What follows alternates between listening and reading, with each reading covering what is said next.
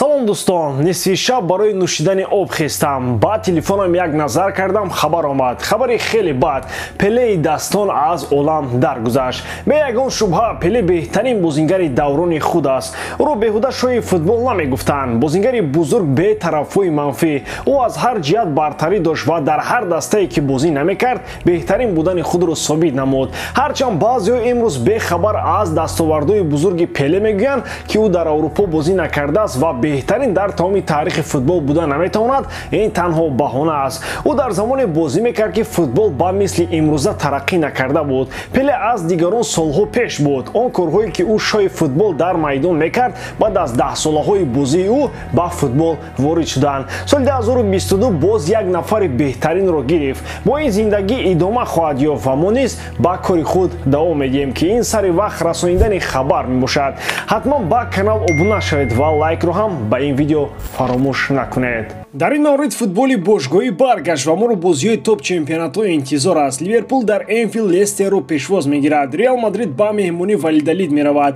Вулверхэмптон интизори омадани Манчестер Юнайтед мешавад. Дар Ла Лига дербии Каталонӣ мегузарад байни Барселона ва Эспаньол. Чӣ гуна сюрпризҳо моро дастҳо тайёр карданд. Тамошои бозиҳоро бо 1x боз ҳам ҷолибтар кунед. Дар он ҷо регистратсияи осон, пур кардани маблағ аз томи гӯшаву канори дунё, вале аз ҳам муҳим, бонус то ҳаҷми $100 дар аввалин пардохт бо промокоди AMG 0777. Ссилкаи бозӣ дар комментария. Ба ҳама муваффақият. Рафаэл Леау метавонад корномаи худро дар дастаи Манчестер Сити идома бидиҳад. Айни ҳол дар мавриди гузариши ӯ ба дастаи шаҳри Манчестер хабарҳо зиёданд. Мегӯянд, ки роҳбарияти Манчестер Сити ба ин футболбоз таваҷҷӯҳ кардааст. Худи Гвардиола дар ин бора ҳеҷ чиз нагуфтааст. Агар андеша кунем, дар системаи Гвардиола Рафаэл Леау шахси бегона ба назар мерасад. ӯ ва Холланд дар якҷоягӣ бозӣ карда наметавонанд. Ин ду бозингар моил ба дохили ҷаримагоҳи рақиб шояд ба ҳамдигар халал ворид кунанд. Новобаста аз ин, манчестериҳо дар равзанаи трансфери зимистона бозингари португалиро ба сафи худ ҷалб кардани ҳастанд.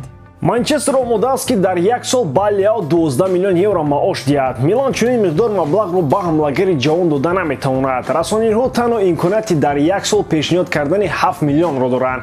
қарордоди Леау бо дастаи Милан то соли 2024 амал мекунад. Малдини ва дигар роҳбарони Милан кӯшиш доранд то қарордоди Рафаэлро тамдид кунанд, вале ҳамлагари португалӣ аз ин пешниҳодҳо рӯй гардонидааст. Метавон розӣ шуд, ки Леау аз сатҳи Милан аллакай гузашт ва бояд ба зинаи навбатӣ барояд. Дифогари канории дастаи Милан метавонад ба Реал Мадрид гузарад. Ин футболбоз яке аз беҳтарин бозингарони Милани кунунӣ мебошад. ӯ оҳиста-оҳиста ба легендаи даста он бадал шуда истодааст. Мухлисони Милан Теоро хеле қадр мекунанд ва дар овоздиҳиҳо дар саҳифаҳои иҷтимоӣ ҳамеша Теоро беҳтарин бозингар интихоб мекунанд. ӯ тавассути канори чап пайваста дар ҳамла қарор дорад. Бархе аз мутахассисон бар он назар ҳастанд, ки Эрнандес дар баъзеи фурсатҳо ба ақиб барнамегардад ва мавқеи ӯ дар канор холӣ мемонад. Инро дастаҳои бузург дар бозиҳо бо Милан истифода мебаранд.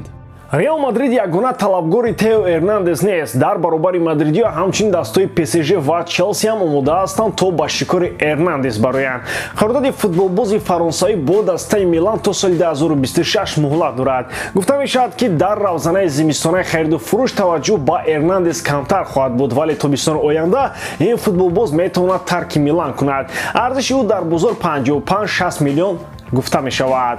Рӯзи 28 декабр маҷаллаи Мундо Депортиво бо сарлавҳаи зерин рӯи чоп баромад. Килиан Мбаппе футболбози дастаи Барселона мешавад. Ин маҷаллаи каталонӣ аст, ки бо чунин хабар кулли мухлисони дастаи нилнориҳоро хурсанд кард. Гуфта мешавад, ки новобаста ба тамоми мушкилиҳои молиявии дастаи Барселона, ин тим тамоми кӯшиши худро барои ҷалб кардани ҳамлагари фаронсавӣ анҷом хоҳад дод. Сабаби гузариши ӯро дар муносибатҳои бад бо Реал Мадрид медонанд. Баъд аз тамоми корҳое, ки тобистон шуда гузаштанд, дар Мадрид ҳамлагари 24-соларо интизор нестанд. Барои ҳамин ҳам футболбози хатти ҳуҷум метавонад ба қарори тарки дастаи ПСЖ ояд. Дар шартномаи ӯ пункте ҳаст, ки тибқи он агар барои рафтанаш сабабҳои узрнок бошанд, ӯ ҳақ дорад, ки аз ПСЖ равад. Барои Мбаппе сабаби узрнок метавонад дилхоз сухан бошад. Барои мисол хоҳиши рафтани ӯ сабаби узрнок шуда метавонад. умуман ин ибора маънои хеле васеъ дошта метавонад.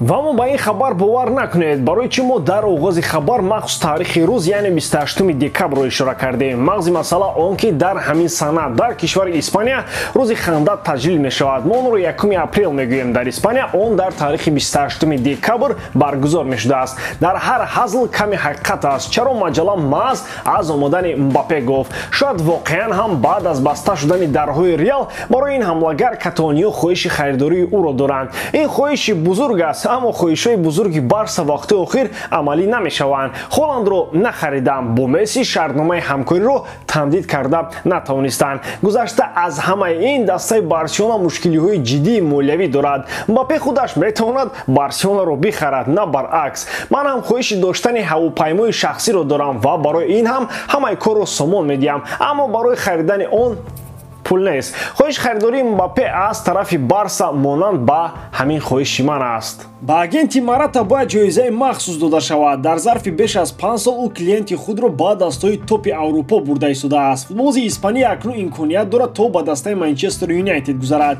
ин трансфери пурра нашуда гап танҳо дар бораи аренда ба муддати ним мавсим меравад. моҷаро дар ин аст ки айни ҳол барои трансферҳо ба Тенхак пули кам ҷудо шудааст. оилаи Глезерҳо тавре медонем дастаи шаҳри Манчестерро дар фурӯш монданд ва дигар нияти харидҳои бузург ҳам надоранд. алахсус дар равзанаи зимистона барои ҷалби бозингарони нав маблағи хеле маҳдуд ҷудо шудааст. МЮ хоҳиши ба даста овардани Жоао Фелишро ҳам дошт, аммо Атлетико ин бозингарро ба иҷора беҳаққи харид кардан бо нархи 18 миллион евро равон карданӣ буд. манчестериҳо ин шартҳои Атлетикоро қабул накарданд. аз ин бармеояд ки девҳои сурх дар шароити доштани пули кам бояд футболбозонро ҷалб кунад. аз нуқтаи назари маҳорати голзанӣ Марата ягон бор дар сафи пеш набуд ва аммо дар бозии даставӣ ӯ метавонад кӯмаки бузург расонад.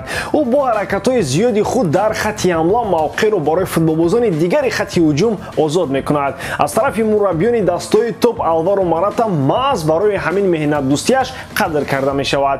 аз ин рӯ метавон гуфт ки ҳамчун бозингари Манчестер Юнайтед барои ним мавсим Марата метавонад фоидаи калон дошта бошад. дар системаи Тенхак чунин футболбозон лозим ҳастанд. Марата дар ҳамла метавонад мавқеъро барои Решфорд, Санчо ва дигарон бо ҳаракатҳо ва прессинги худ озод кунад. яъне таваҷҷӯҳи Манчестер Юнайтед ба Алваро Марата беҳуда набудааст. мо ҳам фикр мекунем ки Марата дар ҳамаи дастаҳои топи Аврупо таға дорад, аммо маълум мешавад ки сармураббиён ӯро қадр мекарданд.